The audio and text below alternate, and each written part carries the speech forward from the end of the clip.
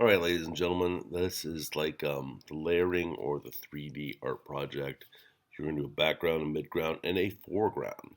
And you're going to eventually put it on like cardboard or foam board. And you're basically setting a scene. So the first thing you're going to do is print off some backgrounds and choose a background of your liking, a setting. Then we're going to color that setting in black and white. We're going to paste that eventually on cardboard. Then you're going to create a midground. Things that are going to be in the next level. We're going to cut those out. And I'm going to show in there what to do and how to do it in the rest of the video. And then we're going to create characters and we're going to put that in the foreground. So there's a background, there's a midground, and there's a foreground. Your 3D piece of illustration here are going to have 3 different layers to it. It's kind of like the same concept that Walt Disney did for cartooning. Okay, now we're going to start it with our foreground. You can see there's the background, there's the midground. Now we're doing the foreground. We're building our characters. Our characters should be in the foreground. You should have sketchbook drawings. If you do not have sketchbook drawings, you need to have sketchbook drawings. I can draw off the cuff because I've had 44 years of practice, so I'm drawing off the cuff. I am cutting out shapes, as you see here, and I'm going to fill those shapes with characters. I'm going to draw in them. It's a little hard to see with the pencil, given the light reflecting off the paper with the fluorescent lighting that we have in here. It doesn't make it really easy to see, but you'll see it when I hit it with marker and so forth. So I am constructing characters. And here's the first one. I went with different sizes because you want a variety of size, definitely when you're doing this. So the first one I made tall, second one I made kind of short and stout, and then I'll make a third one as you're going to see here.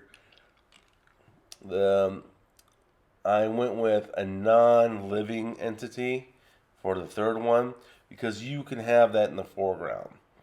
You know, if you have maybe a tool, if you're doing a landscape or building, maybe a shrub, you can have stuff in the foreground. It doesn't always have to be an animal or a person. It could be an animal, mineral, or vegetable. However you want to do it. You can see the drawings there. So now I'm going to go over and do my line work with black marker like I've done in the past with the other section. So you're going to see my drawing come kind of to life in this close-up here. I know my hand's mainly in the way. But again, you have the marker so you can get thin and thick lines by holding it upright like a dart. You can get thinner lines, thick lines. You can use the side of the tip. I always like the little comedy thing, Who Farted. And now I'm building my old dude here. Don't forget, variety of line is always a good thing. Thick and thin lines. Do not make everything one weight.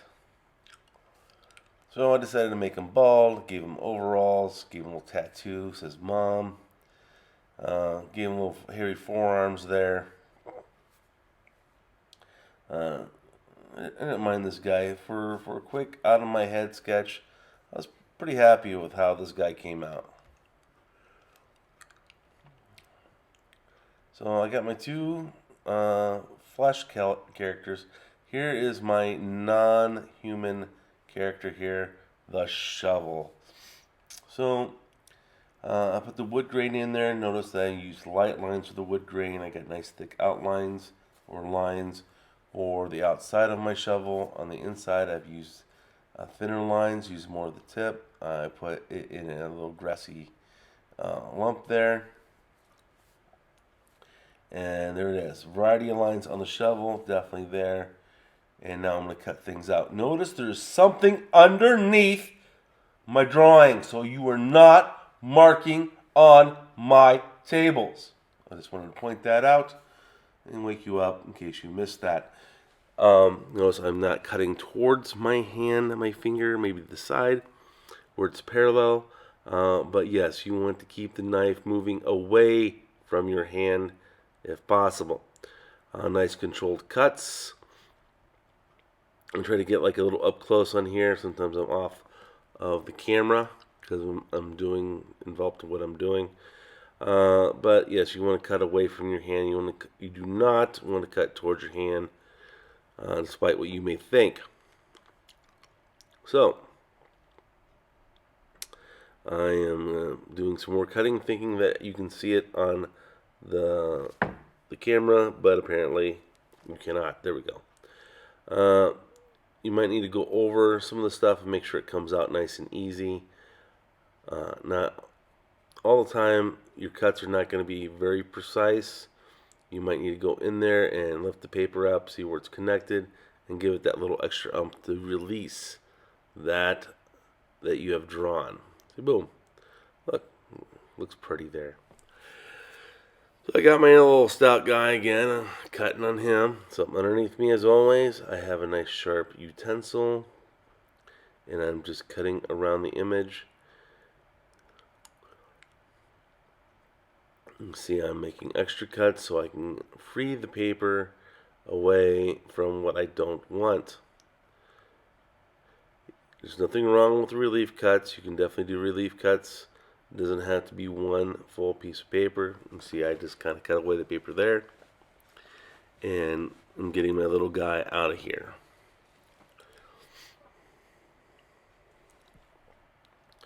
Now, after I get these cut out, we're going to put them on cardboard. I'm going to color them too. And we're going to cut their shape out of cardboard and paste them to cardboard. You will use an X-Acto blade like I used here to do that, so they're raised and they give a little bit more depth of form. As you can see here, it looks nice already without the cardboard, but we want the cardboard to give us that extra oomph of space. And there we go. I'm going to cut around his head.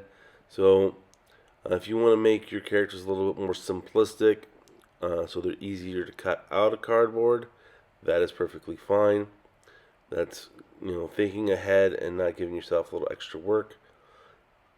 Cutting these characters out that I've done, in certain aspects that are going to be a little interesting. I'm going to want the cardboard form for the whole thing. But I might have places where the paper might be hanging loose and free and not actually on cardboard. I'm thinking about that for his fingers. Maybe a part of his nose. All depends on how well I'm able to cut out the cardboard. So there we have our foreground, our midground, and our background. And that's what you're going to do. You're going to make sure they're all colored and you're not going to leave any black and white. And we're going to start the next process. So just pay attention and wait.